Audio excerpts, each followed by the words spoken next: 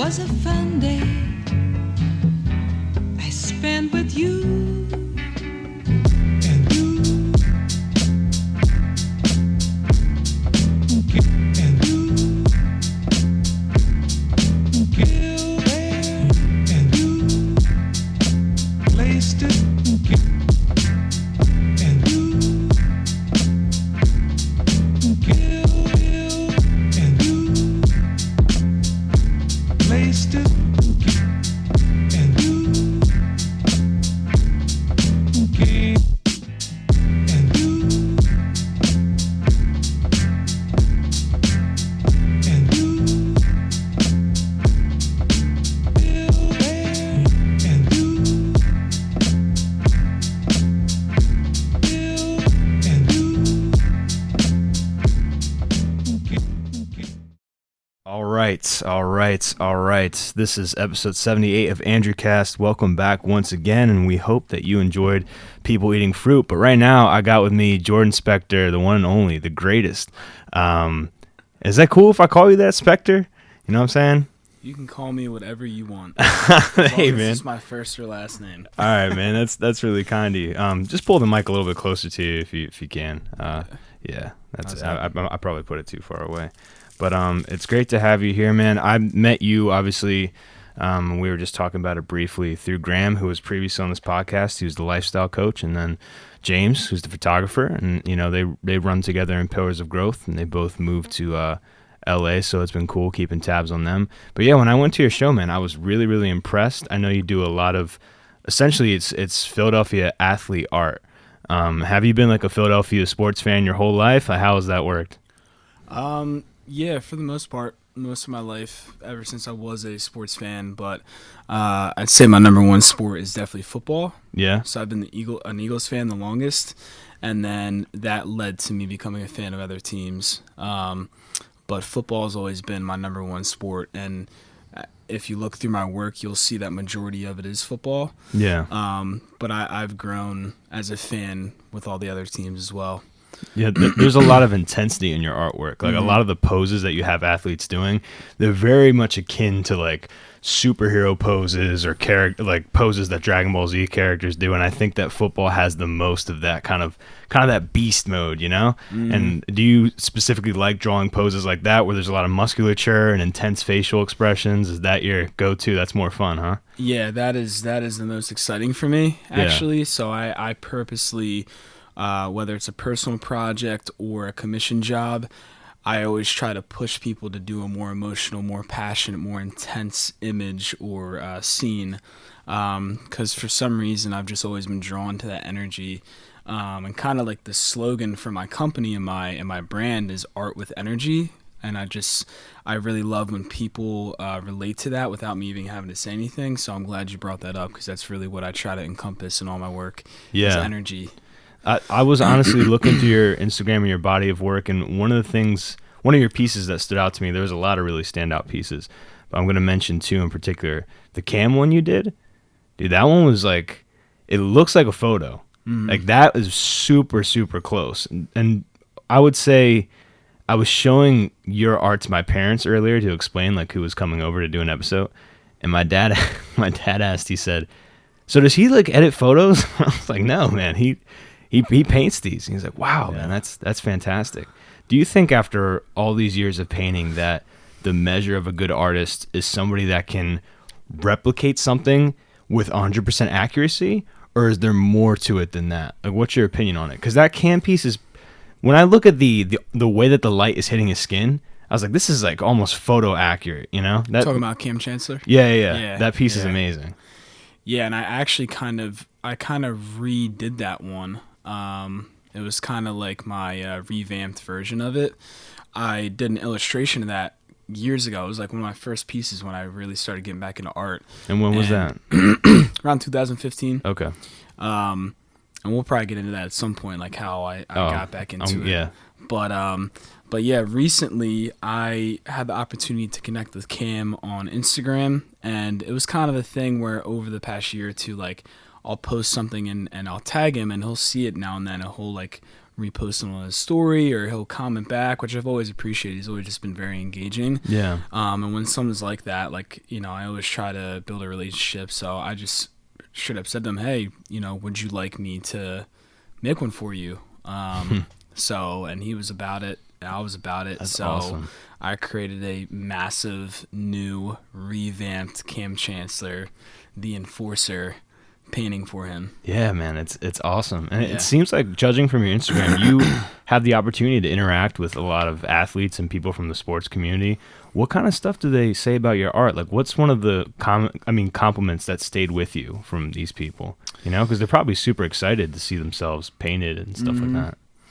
Yeah, I always love to see the reaction, or just like, not that they're like, oh, this is great. Like, I like to see a genuine reaction, like, wow, like, this is dope, or that, Yeah. And some guys, like, sometimes I'll expect a reaction and not get it, but it's bad to do that, to expect something. But other times it'll be way more than what I thought. You know what I mean? To the point, I really like when anybody I do work for, especially an athlete, like, refers to me as, like, they're like, oh, like, you're the GOAT. You know what I mean? Like, That's awesome. You're the man. great.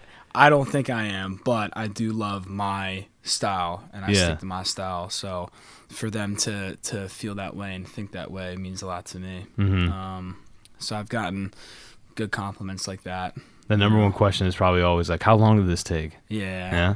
That is like, people will stare and then ask that question. Right. So They many look at the painting, then times. they look at you, and they look back at the painting, and they're like, how long did that take? Yeah. So people ask that a lot. Yeah. So I know around the Super Bowl win for the Eagles, that time period, that's probably when you did the banner on the highway, right? No? No, that was pretty long after. It was Okay. right before the 2019 season.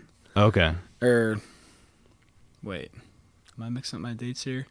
Not this past season, the season before that. Gotcha. Yeah, season before this last one. Mm-hmm. After the Super Bowl, the season after the Super Bowl, this like crazy opportunity just kind of came out of nowhere, and it became a huge deal, as you saw by looking through some of those posts and stuff. So yeah, that happened. That went up in August of the year of the same year that the Eagles won the Super Bowl. And you want to talk about how that happened? Well, I was going to say, for people who don't know, in the center of this billboard is Jason Kelsey, obviously in the mummer's costume, because he gave that Super Bowl win speech at the parade. But what's really cool is, obviously, a big idea in the speech was hungry dogs, and so you drew him as a dog. But it's really, really detailed. And I wanted to ask, that 52-hour piece, is that the longest that you have ever spent on a painting, do you think? No. No. Mm-mm. Do you remember what the longest is? It was up there, but I'm trying to think. I feel like I had to have put in more time than that. Really? On other stuff. It's one of those things where, like, I'd have to look through and be like, oh, yeah, all right, that one took. Yeah, so I don't know, but I think I've definitely beat that. Huh. There's something I'm working on right now that is in the baby stages that is going to take me at least 200 to 300 hours. Really? And it's a very big project that I'm excited about, but that'll be my biggest challenge by far, and also the most time consuming. That's awesome, man. Yeah. I can't even imagine spending that much time on like one piece. Yeah. I can't either. Right. So it'll be fun. Well, you have to break it up incrementally. I mean, I think anybody watching or looking at art understands that.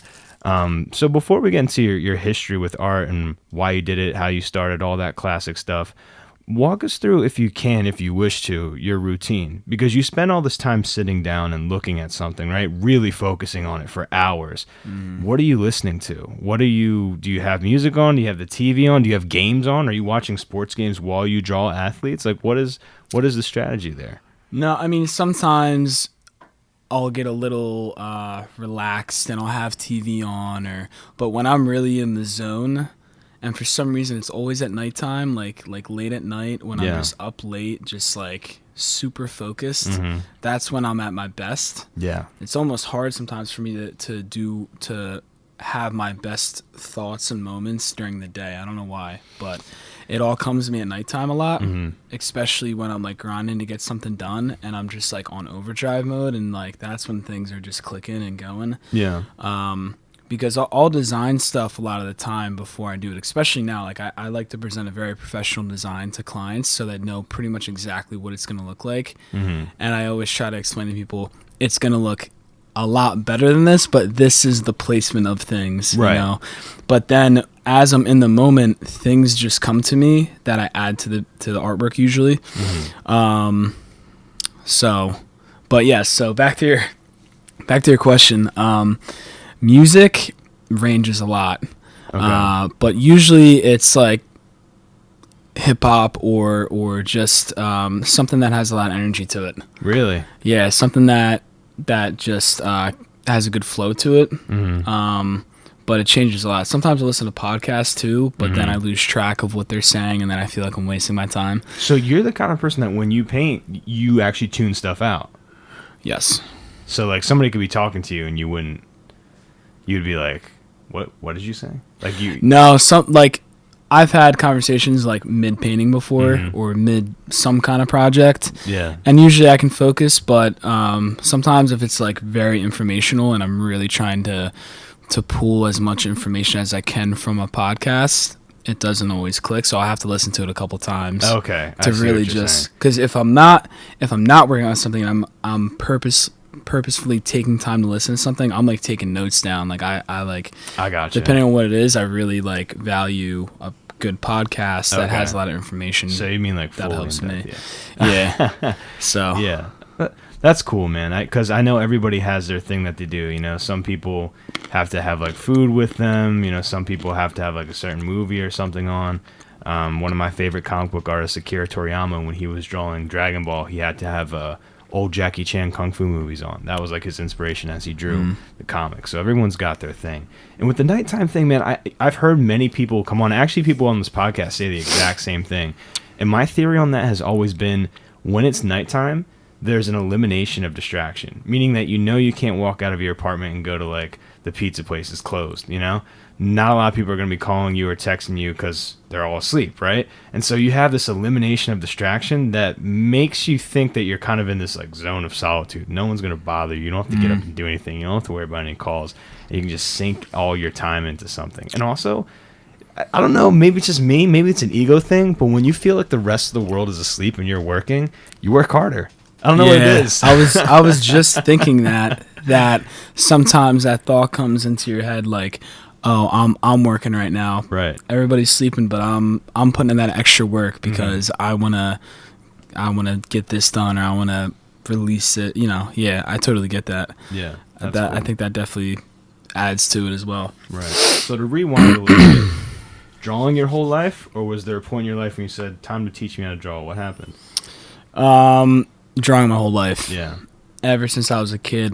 I'm sure my parents would have a better beginning story than I have, because I just can't remember that far back. But at some point, I just started doodling, drawing. I've drawn my entire life, and I have illustrations that I've wanted to put out there from when I was a kid that are like pretty good. For like your age, from my age, you look back like, wow, like I really did that when I was 10, you know, stuff like that. And certain like bigger projects, my dad would help me. Oh, that's and cool. yeah, and my dad's a very good artist as well. Really? I definitely get that talent from him. Okay. So I owe a lot of credit to him. But yeah, I've always drawn stuff in my life that at that time I was interested in. Fire trucks, and then when I was a real geek, like Yu-Gi-Oh and Pokemon and Star Wars, all kinds of stuff. Cool. So did you get in trouble a lot for drawing in class? I don't think so. No? I think I got away with it. Dang. But there's plenty of times when like, even if I'm on the phone sometimes, I'll like have something in front of me and I'll just like end up doodling something and not even know that I'm doing it. Right. And look at it, I have to be like, what the heck is that? You know? And sometimes it'll look really cool. It's just like shapes and like whatever, just blah. I feel like the ability to draw is akin to dreaming because you can kind of do it without thinking about it too much, where you just let off like what's in your subconscious, whether it's a fish or it's a clock made out of diamonds. You know, you have something in your brain that just your hand can bring out, and it's just all the hand eye that you've developed just from drawing over time. So you're drawing all throughout high school, and then did you go to college? Were you traditionally trained? Excuse me, or are you just self-taught? Up until the end of high school, I'd always taken art class. Whatever classes they offered, I was always in them. I think my senior year of high school is when I stopped. I could have taken like AP art, which in high school is like the highest art class you could take, and I actually didn't do that because I was more like taking it super serious, prepping to go to art school. And for me, I wasn't thinking art school at all. And at that time, I was so focused on football, like that was like my life. Right. And So you're art. a full-time athlete, full-time artist at this point.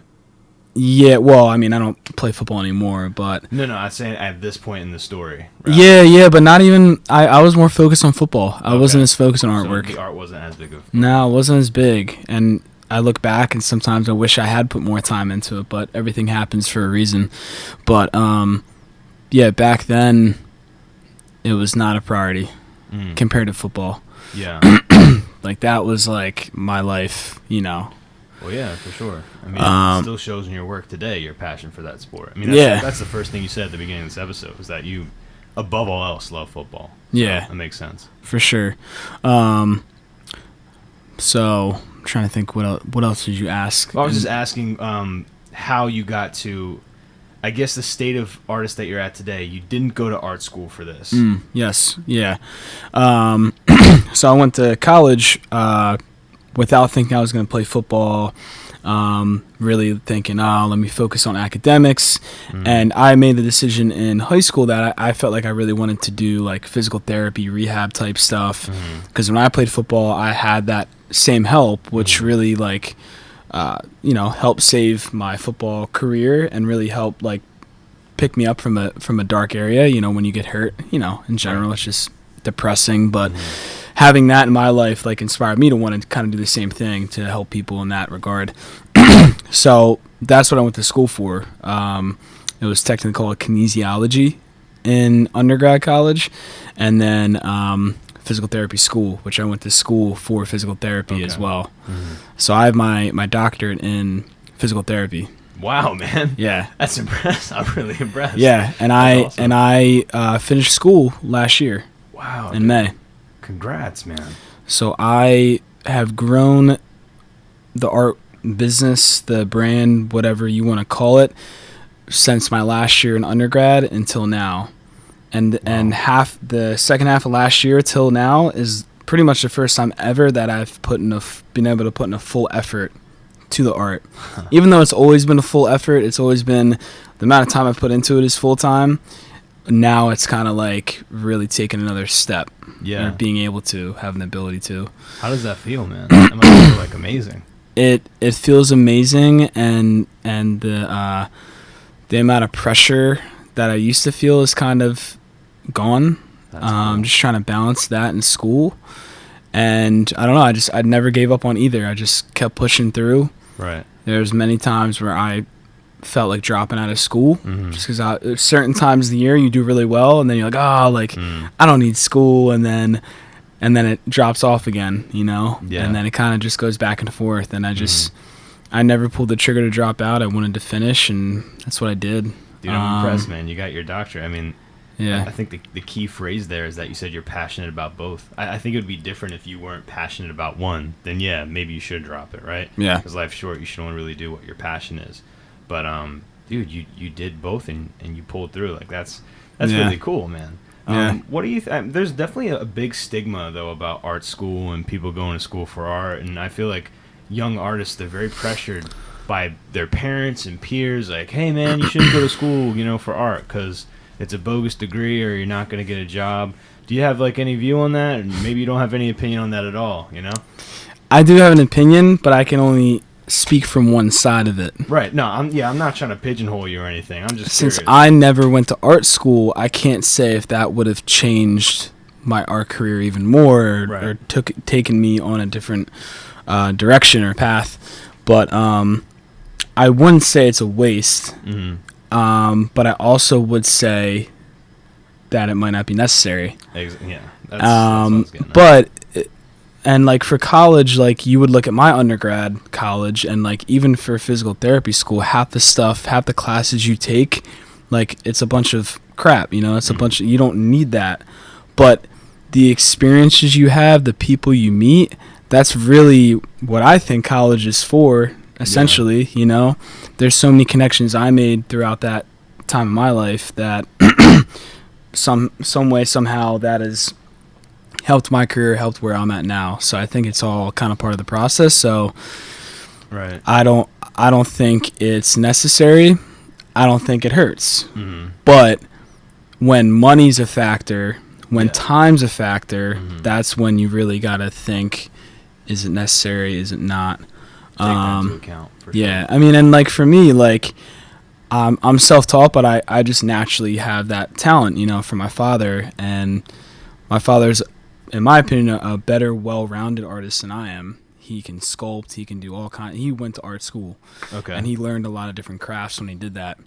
And even my brother is like a really good photographer, stuff like that. So I think if you have it, you have it. Right. Yeah. So. I didn't mean to interrupt you there, but I definitely agree with you, man. I feel college is what you make it when it comes to exploring your passion, right? If you only stay in the classes and do only what the classes require of you, you're going to get only the classroom results, which are good grades, but it's not really applicable in the real world, right? So if you go to school and you're making connections, you're going out of your way to make connections and try and secure a job in the future, and you're doing extracurricular stuff that has to do with your passion, right? So if you work in TV, you're working at the school television station, doing shows for them, as opposed to just staying in class and getting what the class material is. You're doing stuff outside the classes. I feel like that's the step that a lot of people miss. They think that just by going to some school and doing what the school says that they're going to get great results. But it's really the people like you who are thinking in an entrepreneurial sense, like, all right, what am I doing outside of my class? I'm building a business along with getting my degree. So now, not only do you have two sources of income, but you have two sources of income from things that you love. Like, that's crazy. Like, you just met with a client. What time is it? 8 o'clock. And you brought over just like a bunch of prints and spread out on the table. There's not a lot of people that can say that they do that, There's a lot of people that are like, oh, I met with a client, but it was at 8 a.m. at Dunkin' Donuts, and I had a file full of papers and spreadsheets. And no, man, you just went over someone's house and you had a bunch of pictures from, I'm guessing the Eagles and maybe the Flyers, and some guy was like, this is awesome. And you're like, thank you. Like, I do this for fun. That's really special. And like, that's definitely a reason why I invited you over to be on here, because a lot of people are trying to figure that out, and a lot of people are trying to live that, man. Do you have like advice, I guess, for people? I shouldn't say people, I should say artists that want to take their stuff to the next level. They're kind of at the level where it's like people are seeing them, they're like, hey man, your stuff's good, and they're dabbling with doing it, stuff like that. What would you tell them? And especially people who are full-time students, because that's a lot of things. Somebody's going to school for something they're not passionate about. Maybe they're an accountant, right? And they felt pressure to do it. They're like, no, I don't want to go to art school. My dad said it doesn't make any money, but they're doing this art on the side. What advice would you give someone like that? I would say, the cliche sayings, stick to what you're good at, or, do what you're passionate about, which is easier said than done. But I think that a huge part, or a huge habit to have for any successful person, is consistency. So for me, since 2015, I've never stopped. There hasn't been one day where I haven't done something art related, whether it's thinking about something, planning something, designing something, actually painting, emailing somebody about something art related, social media. There's so many things, and that has grown. But even from when I started, like, just getting back into it, getting into the habit of being more consistent. And even if it's like an hour a day, whatever you got to do. But if you just put in that extra time every day, even if you have a full-time job, look at me. Like, went to doctorate school. Yeah, which that's was what I mean. Look at Super you. demanding. It's very demanding, yeah. And I was still able to, and it wasn't easy, No. but I was still able to manage and run the art business, you know what I mean? Yeah. Um, And was that at the cost of your sleep? I'm assuming that. Sometimes, yeah, but you know, I mean, I still, for the most part, would make sure I get 6-7 hours of sleep Right. a night. You know, some nights not. And go to the gym Yeah, and maintain you know, a social life. It's I mean, it's not easy. It's No. not easy, but finding that balance is number one a challenge, but also a good thing to have if you can get to that point and Right. find a good balance. Which sometimes I had, sometimes I didn't have as much, Yeah. but I mean, we're all people. A lot of times our schedule can get out of whack. But I think to surmise, you're saying that there can't ever be any 0 days, meaning a day that you don't contribute to your dream at all. There can't be that. And you have to manage your time in a way where you can do the things that you need to do every single day and kind of keep it at like a necessity basis. Like, I need to at least do something for this one thing once a day, you know? yeah. And I'm not saying you can't take a day off, but you know, and I'm sure, I know I said earlier I haven't taken one day off, but I'm sure there's been days where I haven't done dude. really Listen, anything. Christmas, somebody's birthday. Just consistency. Just you gotta, like, if you're gonna commit, Yeah. and stay consistent. You know, like it's not just gonna happen. Yeah. It's not just gonna happen. You gotta keep working at it and grinding. You know, you gotta put in the work. You know, Right. like anything else in life. But and you hear it a lot, but the journey itself, like that grind itself, is almost the fun part. You know what I mean? Yeah. It can be the fun part. Mhm. Sometimes, you know, you get tired or things become a pain in the butt, but Mhm. for the most part, like, you can't really enjoy the rewards if you can't enjoy the grind to get there. For sure. You And know? the rewards are the long-term things. And I also think it's better when you're an artist because you get gratification along the way. Like, I'm sure that a driving force in your career has been people look at your Instagram and they look at the paintings you've done and they go like, wow, you have the ability to make people's eyes light up, especially sports fans, right? When they see their favorite athlete painted, they're like, whoa, this is so cool, you know? And that kind of gives you that motivation to keep going, I'm guessing. Yeah. Like, you're doing something that creates a positive change and also inspires people. Like, when I went to your show, people were fascinated, like really fascinated. When they went downstairs, and I love the boxing one that you did, man. Like, you know, it's really, really cool. And so I'll transition to some of the technical questions now. So you draw photorealistic, or is that fair to say? Would you disagree with me there? No, Okay. that's how I define my style, my attention to detail. Right. Photorealistic. And naturally, it sounds like even from a young age, you just had good observational skills. You're telling me these early illustrations were pretty on point. Not to get too much into the secret sauce, but did you use the grids to try and get that photoreal stuff, like drawing by grid, or is there a strategy? Yeah, that you used? I mean, grids for sure, and I learned that in school too. Yeah, that's the classic one. And I've kind of just grown on that. Sometimes if it's like a bigger project or something I need to get done quickly, I'll use a projector, or I'll use something that helps me line it better. I even use I used to use like a ruler a lot, but I used to use like this tool that can make a circle. Protractor. Protractor. I don't Yeah. know why I couldn't think of the name. No, you're good. But yes, I used That's to not use a word that. you use every day. I used to use that where I would take like I would get the measurements of a design on the screen in smaller dimensions, and then when I'm doing it big, measure it out. Like, all right, this is 2 centimeters on the screen. It should be 2 inches here, and compare. Okay. Yeah, so it's kind of just always a work in progress. Yeah, people underestimate that. Proportions are hard to get, right? You got to remember that, like, the forearm should be matching your biceps, just simple things like that. You know, people, to the untrained eye, a lot of people can look at it and be like, wow, that looks awesome. And then to an artist, you can really look at it and be like, well, the legs are a little short in comparison to the torso. You know, like, you have all these details you can pick. And there's a myriad of ways that people going about making accurate images. Have you ever used the wooden pose dolls? Are you fans of that? Probably not, right? No, that's all. No. Yeah. It doesn't really work with athletes. No. That's just And figure sometimes drawing. I'll even go backwards, go in reverse, where I'll start it and then I'll take the actual image and lay it over or try to line it up and see if it's accurate. Okay. And if I need to adjust something, I'll adjust it. If not, or if it's close, I'm like, all right, just keep going. Yeah. So, And a lot of your paintings, and this is for a lot of sports paintings I see, it's an athlete in a dynamic pose contrasted against just kind of like a wall of black, which makes it pop so much. And you've done a really cool one. I saw it was Philadelphia Phillies. I don't know the name of the baseball player you did, but there was a Philly skyline like on the baseball bat. It was awesome. That was definitely one of the ones at your show. Yeah. So when you're recreating these images, are you keeping the same light source, or are you changing the light source? Meaning, like, is the lighting different, or I think you know what I'm saying. I try to keep the same light source. Yeah. Because usually, if you just keep it the way it is, it makes things simpler. And then whatever I'm adding to that didn't have that light source to begin with, I kind of just try to match it. Right.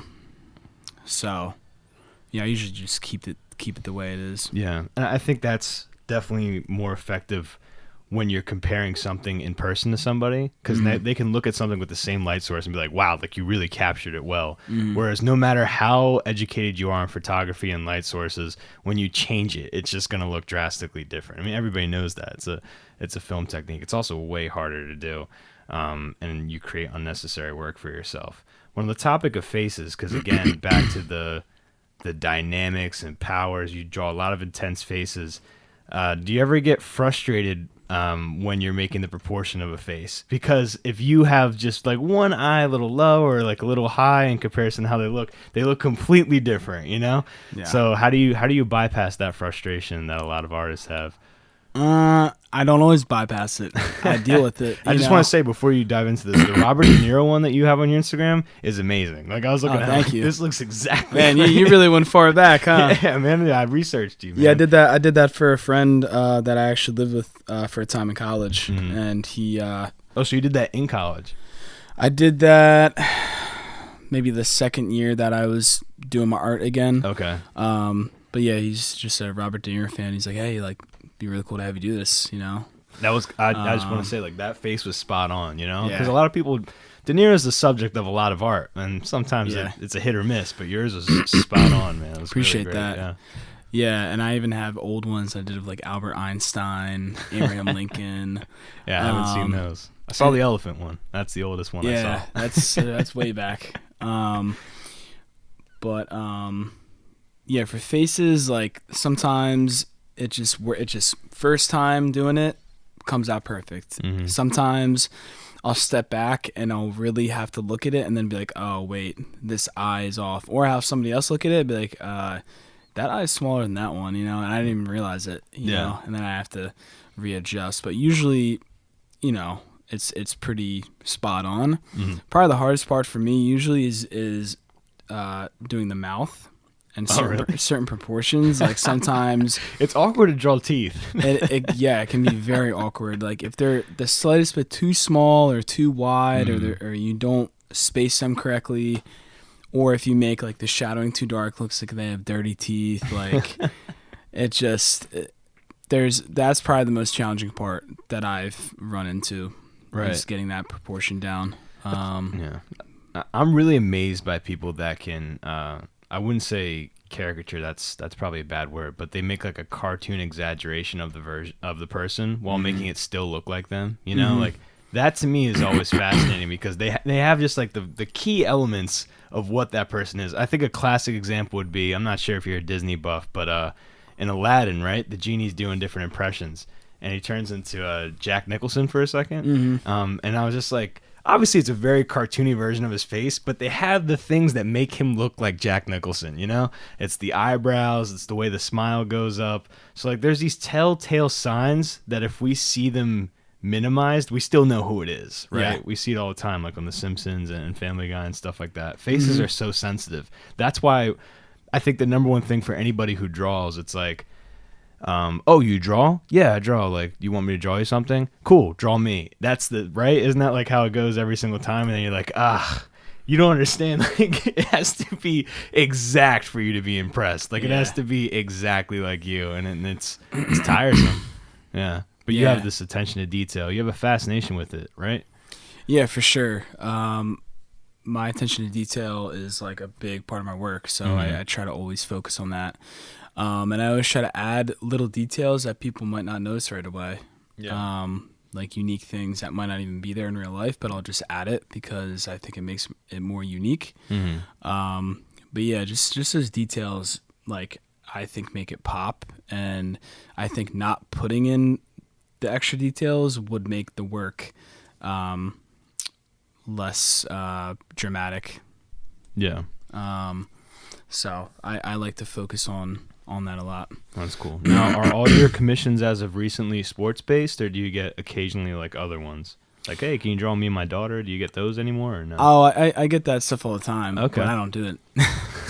Are you serious? Yeah, I for quite some time now, I've been turning down various requests like that. And sometimes in general, no matter what it is, people just don't understand maybe the cost for an original piece, or the amount of time it takes to make that. Which is essentially what determines the money. What with supplies, of course. Yeah. And I mean, even on Instagram especially, it's slowed down a little bit, but when I was first getting into it, I would get so many little kids just messaging me saying, hey, can you draw me? You know, and it's like, sorry, no. Yeah.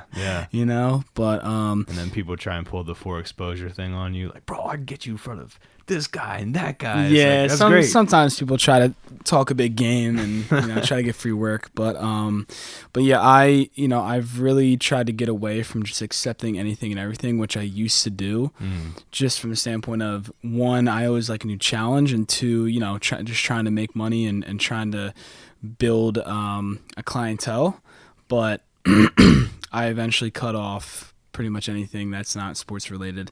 And if it's like for a friend or something that is unique where I just know it means a lot to the person, then I'll do it. Like, even recently I did a dog portrait for somebody, and those are easy for me to do. Yeah. But his dog passed away, and I knew how much his dog meant to him. Right. And I've had people cry in front of me when giving them artwork. That's amazing, man. And that's special to me. You know what I mean? Even if it's a dog portrait, like, just the emotion attached to that, and me being able to bring that kind of to life for them forever, to hang on the wall. I mean, I think it's pretty special to be able to, I don't want people to cry, but for them to react that way, means a lot to me, because I know it has that much of an impact on them. And you did your job. I mean, art evokes emotion, or it's supposed to at least evoke a feeling. So that's really cool. Yeah. So you've cut off everything that is not your direct passion. And I don't blame you. I mean, it sucks doing work that you don't care about, and then it ends up looking like you didn't care about it. And it's like, where are we going with this?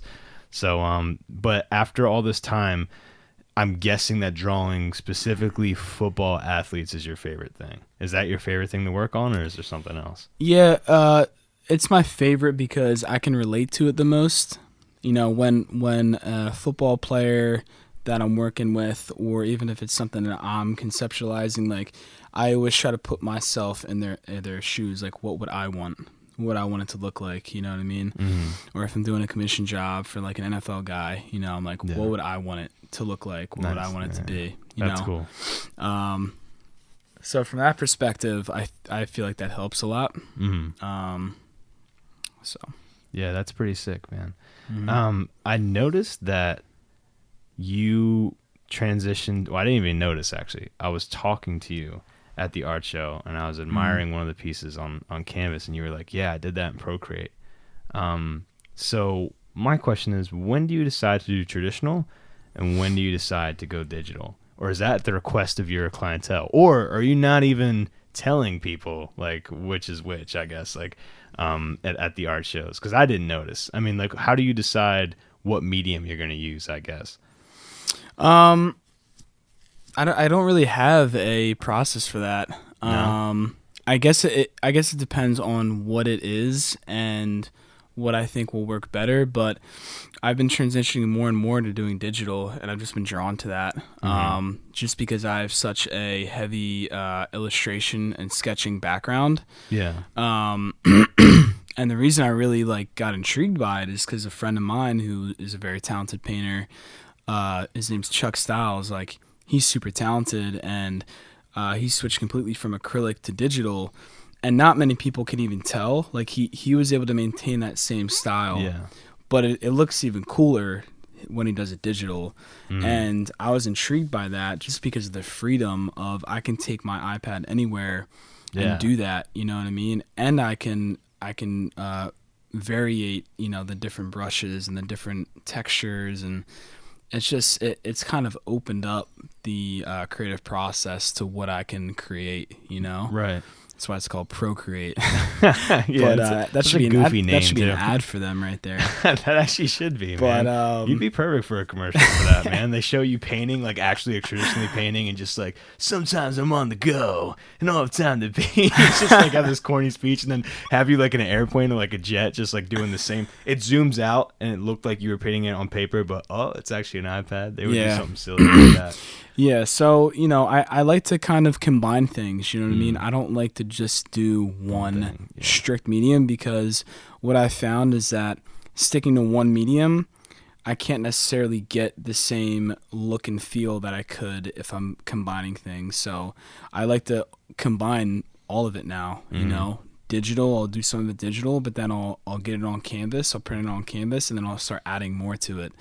Wait, So- you'll add more to it traditionally after you print it on canvas? Yep. What? Yeah, that's pretty so cool. then I'll take, I like to use acrylic and spray paint for the most part. Yeah. Spray paint for like the kind of like the mist effect. Am I getting that right? For that, and Yeah. also just if it's something where like there's something coming off the ground, or kind of just like sweat coming off, or just stuff flying out. Yeah, particle creating effect, that yeah. energy look, you know, Super cool. stuff like that. Or I'll even take paint, mix it with water, and just start going at it just randomly, and like, I don't know, Nice.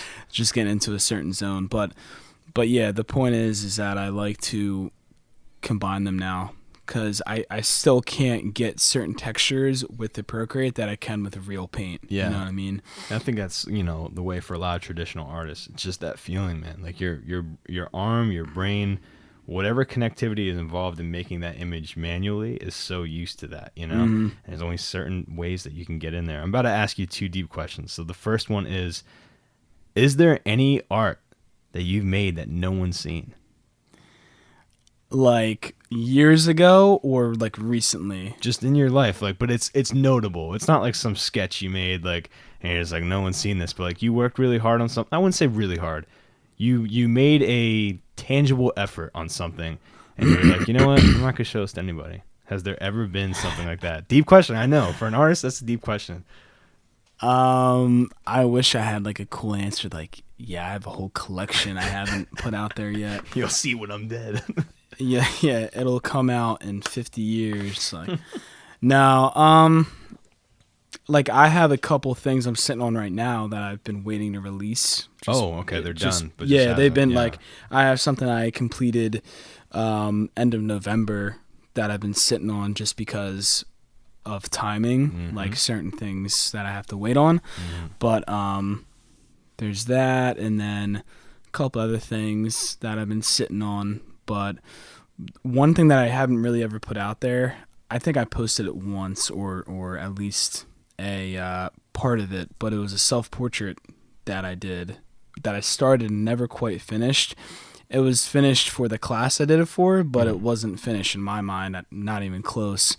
But I took one art class ever in college at Temple University. Okay. I actually wanted to be an art minor in school, Right. but they got rid of that when I went there. Bummer, man. And then my senior year, they brought it back. Oh, dang. I was like, come on, like, you're going to bring it back when I'm about to be done? That's pretty messed up, especially for you, like somebody who actually would have like used that to its fullest advantage. Yeah, yeah. Not just like and dabbling. I tried being a business minor at one point, and that was just a waste of my time. I was like, this is just I'm not Minors is a learning whole nother anything. conversation. I'm not even sure like if anyone's really benefited off of that. Maybe I'm ignorant to the effect of minors, but I didn't see anybody who was like, dude, thank God for my minor in history. Like, you know? Yeah. I don't know. I don't know. But, Maybe okay, so maybe if you do it right, You have an there's unfinished self-portrait? unfinished self-portrait. That'd be dope if you came back and like finished it like Yeah. 20 years later, but like made it look like how you look now. That'd be sick. That'd be pretty cool.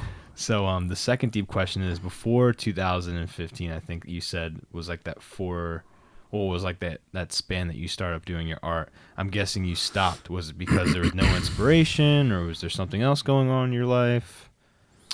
Yeah, I think it was a combination of things. Not a lot of inspiration, not a lot of focus on it. Wasn't a big priority for me. It must have sucked, huh?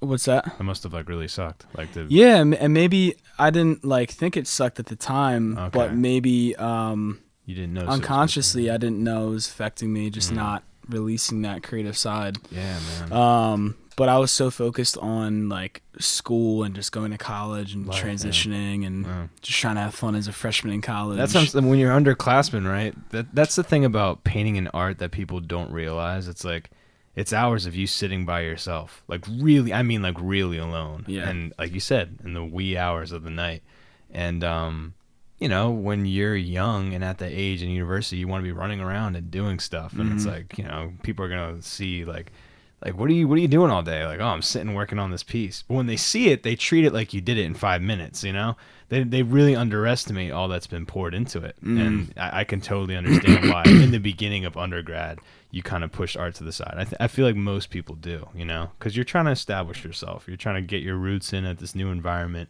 and really use it to its fullest advantage. So it wasn't anything like, no, I'll never come back to paintings. Those days are behind me. It wasn't anything like that. Yeah, it wasn't anything like that. It was just that I didn't have time for it, or I didn't make the time for it. Yeah. I didn't make the time for it. Gotcha. But I also did not at all think it would be a source of income, Really? a career. Huh. None of that. Never really crossed my mind. That's amazing. And I for sure could have gone to art school, and I'm confident that I could have got into Tyler or any other school. I had like pretty good portfolio from high school. At the skill level you were at high school, you were confident. Yeah, and I had some work that was in shows. Yeah, I saw I think it's the gun sketch that you did. It was like a wood and metal piece that you sketched. It was just pencil. Oh, maybe it was the wrench. It was like a close-up shot of a wrench. Yeah, I was like, whoa, man. Yeah, this is pretty good. I had some pieces that were in like county shows. I got like first place and stuff like that. Nice. So like I had a nice little portfolio of stuff, none of which was sports except for one. Actually, there's one piece that I did that I brought back into my collection and made it a print for a while. But yeah, so I never really thought of it that way. So what was the ship that sailed the 1,000 ships? Like, what was the first one that got the ball rolling? Or did we talk about that already? No, not really. We didn't talk about it at all. Because, you know, like I said, I had started college, was focusing on that, and probably the first event that happened was I missed football a lot, you know, and I had the opportunity to play football at smaller schools that recruited me, you know, like private schools or Division III schools, and I did a bunch of different visits while I was in high school, and I didn't get a good vibe from any of them, and I wanted to be in the city. I wanted to be at a big university, so that's why I went to Temple. But I quickly was missing football a lot, you know. And I had seen some of the guys on the team and the size of them and just eyeing them up, stuff like that. And I was like, maybe I have a shot, you know, maybe I have a shot to play. So that's when I met Graham, my freshman year at Temple. And he was a very different person back then. He was telling me stories last time we hung out. It's amazing. I'm sure he talked about it on the podcast. Yeah. Oh, yeah. I'm sure he would tell you. So I connected with him, and he had the same goals as I did, which was to walk on to the Temple football team. Cool. Because, you know, it was a known thing that you can go to a tryout, do a workout, and maybe they'll bring on the team onto a Division I football program. Right. So I trained so hard for half a year, 6-7 months, through the trainer that Graham connected me to. Nice. And we trained together with other athletes as well.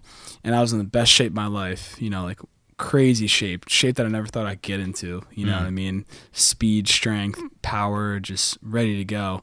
And then came time to try out for the team, and I did the tryout, went really well, and I ended up making the team, which was like life-changing for me, you know what I mean? That's awesome. there wasn't a lot of people that thought I could make a Division I program. Even like friends and stuff that like, it's not like I hated them or anything like that, but like I knew that they weren't giving me, you know, that chance. They didn't Yeah, they really. kind of shrugged you off. They're like, Yeah, "Oh, yeah, go for it, Jordan. go for Yeah, you it." got it, man. Yeah, stuff like that. Because even from my high school, there wasn't a lot of kids that made a Division I team unless they were like recruited. Yeah. So that was like a big moment for me, Nice, making that, taking that step, Dude, I'm putting in pumped hearing all about this, putting in man. all that work and making a team like that. Underdog story, man. Just that in itself. And me and Graham had always joked, "Oh, we just want to make the team to get all the gear and stuff and look cool." Which still, even when it happened, I was kind of like, "Oh, cool! I get all this gear." Yeah, and, nice. But yeah, that started a whole new life for me, living that life, and that was pretty amazing. I'm really grateful that I had that experience, because that definitely molded my appreciation for college football, Division I football, and also just my character and seeing where hard work can take you, and diligence, and just putting in the work. So that was a special moment for me. And then as I progressed and played with the team, I then got hurt within like a year. And in high school, I had a decent amount of concussions. We had bad equipment, and the same season I had concussions like half the team did, and it was just not good. Yeah. My senior year, I bought my own helmet, had no issues, and I almost like put that to the side as a part of the game. You know, I pretended that wasn't an issue, you know what I mean? And then when I got another one at Temple, another concussion, you know, it wasn't like severe, but it was, you know, it was a significant concussion. I was honest with the doctor about how many I had in high school, you know, and not a lot of players are honest about how many concussions they've had. You know, it happens so often. Right. So, you know, I told him how many, which was like 4 or 5, like over time, over a couple of years. And he said, you know, it wouldn't be a bad idea to step away, you know, if you want to save your brain health, you know, which at the time, him telling me that, I was like, wow, like he makes a valid point. So I spent a couple weeks just sitting on it, trying to recover as well to be able to practice again. And I ended up making the decision that I should quit. I should stop playing, just because, you know, getting another concussion, I could have a brain injury, a serious brain injury, you know what I mean? I could have brain damage, you know. So that was one of the hardest decisions of my life, making that decision, just because I had put in all that work, made it to that team, made it to that level, and then it was all taken away from me, you know. Yeah. So that was devastating. But just so you know, before you get past that, it takes a lot of strength to make that decision, man. Like, Yeah. it really does, because I feel like, you know, the athlete in you, the guy who made that walk-on work, wants to be like, I can do it anyway, you know, like I can push past this. But it takes a lot of strength and knowing yourself to be like, this is not worth it, you know. And so good for you for having the wherewithal. But yeah, I definitely understand. I don't know how you felt, but I definitely understand there's probably a lot of pain in that moment. Yeah, a lot of pain. So, you know, who knows what would happen if I kept going, you know. There's actually a couple guys at that time who had concussions, and one other guy had to quit as well, for the same reasons. So yeah, that was really tough. And then, you know, for a little while, I was kind of just in a funk, in a hazy mind space. And then, you know, I kind of started to get back in artwork. You know, I needed something to fill that void. I needed something to Do with your clear time. my mind, you know. And I also had, this is interesting too, one of my roommates at the time, same kid that I did the Robert De Niro painting for, a friend of mine. His mother is an artist, and she was over at our house at one point, and she asked if I'd been drawing still, and because she knew of my work in high school, she knew of the work that I did, and she asked me that, and she said, you know, you should never waste your talents, you know. And like when she said that, it's just like it set off a light bulb in my head. You know felt what I mean? obligated. I felt obligated. Mm. I was like, you know what, you're right. You know, and that kind of like gave me the extra kick to kind of get back into it a little bit. So it's kind of a combination of that and needing to fill that void, and just kind of getting out of that mental funk and saying, I can't just sit around anymore. I gotta do something. So I think naturally my passion for football is what influenced the type of artwork I started doing again. Right. You applied that same work ethic. Yeah, That's for awesome. sure. Yeah. And that same energy and passion and all that. And, I was just doing it for fun at first. And I did one for one player or family member or friend. And then once somebody paid me for it, well, then I was like, wow, Game like changer, yeah. I can make, people will pay me to do this. Yeah, man. I can make money off of something I create, which is like, that feeling in itself is really amazing. Your idea literally coming out of your head and being transposed in reality makes you money, which is it's crazy. Yeah. Man. It's so crazy. So just that kind of motivated me even more. Yeah. And then I pulled the trigger and made an Instagram, and man, that feels like so long ago. That feels like another lifetime ago when I did that. Yeah. Cause what was the first one? What was the first one? It wasn't the Ray Lewis? No. What was That was early though. I'm trying to think. I did one of, you know what? The first one might have been one of Shady McCoy. Okay. Or you know what? No, I think it was Reggie Bush. I was a huge Reggie Bush fan when he played in college. Yeah. And it was one of him when he played on the Lions. Oh, sick. And I still have that one. I still have that in storage. I did that one. I did one of Shady McCoy, like in the snow. I called it like Shady in the Snow or something like that. Like a small little illustration. And the first one I did for a Temple guy was for Tyler Medikevich, who was like a big name at the time. He plays for the Steelers now. And he was just a good guy too, you know, and he really liked the artwork, and that kind of led to me doing work for another guy and another guy, and it kind of just was a chain reaction from there. Yeah, you said I'm sorry to sidetrack you. You said the Instagram felt like it was so long ago at this point. Yeah, just not knowing how to run social media and how to utilize it, and it's come a long way. Yeah. It's come a very, very long way from that point in time. But I'm glad I pulled that trigger early and decided to start my own page of just putting my artwork out there. Yeah. You know? And you've galvanized it pretty well. Like, I've checked out your account. It's pretty good, man. There's a lot of content for anybody who's just interested in sports, not even interested in art. Like, just to go through your page, it's impressive. It really is. So I noticed that this is in a caption, and you also mentioned it to me in this podcast verbally. Everything happens for a reason. I feel like that's a kind of a central mantra for you. Yeah. I'm guessing that it's applicable to your situation with football, but like, what is the belief behind that? Where did that start? That kind of started as I reflected, you know, and looking back to like the way I became an artist, like a full-time artist, and got back into it.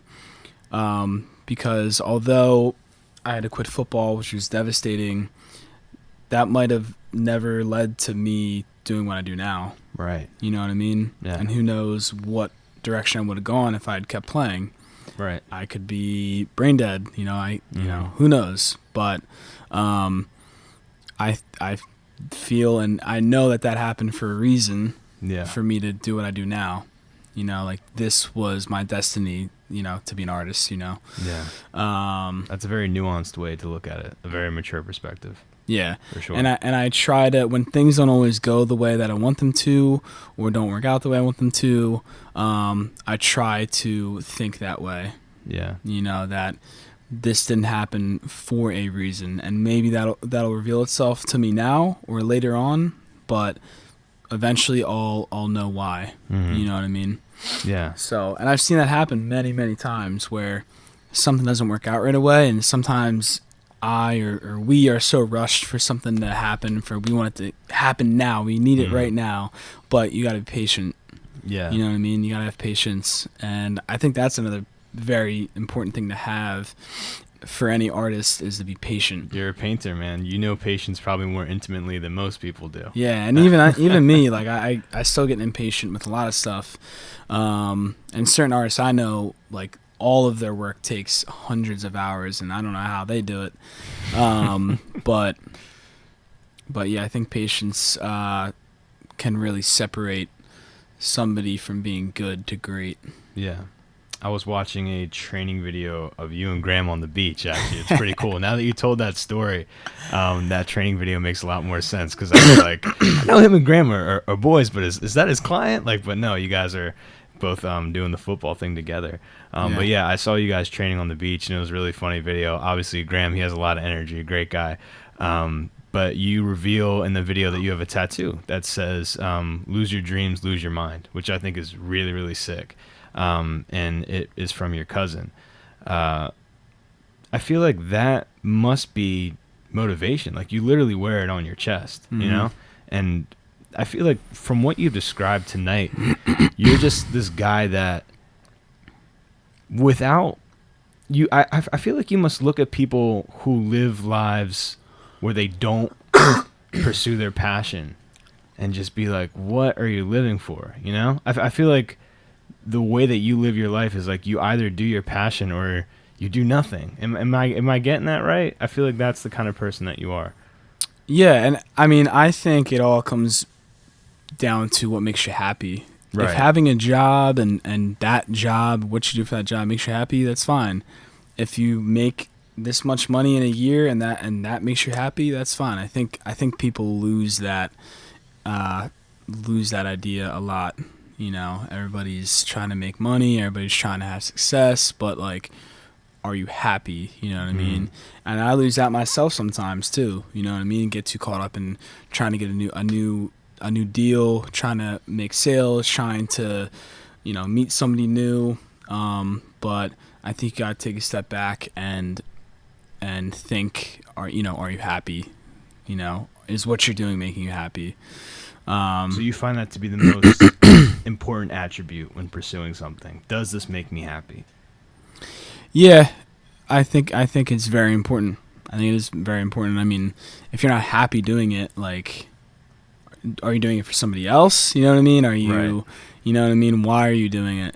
You know, and there's plenty of times throughout that experience and time that things are frustrating or things, like, you know, aren't what you want to be doing in that moment. But overall, what you're doing, like being an artist or whatever it is, like, is that making you happy? Is that fulfilling? You know what I mean? Right. Even for me tonight, going out of my way to some random house in Bensalem, PA, not only you, but to a client's house. I was gonna say, it's definitely me. I mean, it worked out, like me having to go to his place and thank then you come again here and for hang out coming with on. you. Yeah. No, I mean, this is fun for me to be able to reflect and stuff, but and tell my story. But doing something like that, just going to his house and personally giving him the artwork, and, you know, like, kind of picking his brain of why he got it and where he found me, and just like very personal, you know what I mean? Like, I'm in this random person's house. Like, he didn't even ask me any questions. He just had me walk on in, Right. hanging out with his wife, his dogs, you know what I mean? Yeah. It's more human than a normal business transaction. Yeah, very more human. Yeah. And it's like 8 o'clock at night, and Right. like, we're communicating through like email and then like texting, and like, Mhm. it just goes that way a lot, you know? That's and awesome. it's cool, you know? That's part of the fun for me. What does your family think of what you do? And when I say family, I mean like extended family, because I know your dad was an artist and your brother's a photographer, so they understand. But I mean, like, when you tell people like, hey, like, I paint, like, what do your family members say at the Christmas gatherings and stuff like that? I mean, I don't have a huge family Mm-hmm. to begin with, you know, as far as extended family and whatnot. Mm. But I mean, I think they are all supportive, you know, they all kind of hype me up sometimes, or are excited about what I've been doing, or like, if something new happened, they're like, oh, like, I saw like you know, this happened and you met this guy and how was that, you know? So they're definitely supportive, and awesome. they don't judge, or they don't, you know, they accept it for what it is. That's cool. Yeah. Awesome. So, Is there anything else you'd like to add? Because we're about to end. Was there one last thing you'd like to say? No pressure. No pressure. oh man. I mean, follow me on social media at Spector_Art. Check out my website, SpectorSportsArt.com. If you have any questions as an artist, if somebody hears this as an artist, feel free to reach out. I really enjoy, if you want to call it mentoring or just giving people advice, like that brings me a lot of joy too. If I can help somebody have success as well, based on my experience and based on the connections I have or the knowledge I have, I'm always open to doing that. That's awesome. So, yeah. And thank you for coming on. I really appreciate it. Yeah, thanks. So, thank you for having me. Oh, always, man. And you're more than welcome to come on again later down the line to talk about whatever project you want to, or just to pick your brain even more. I'll get some sports guys on here because really I'm an art guy, primarily, not a sports guy. So, young artists, hit him up. Sports fans, hit him up. Art fans, hit him up. Jordan, thank you so much, man, once again. Thank you. It's been episode 78. See you next time. Sunday was a fun day I spent with you.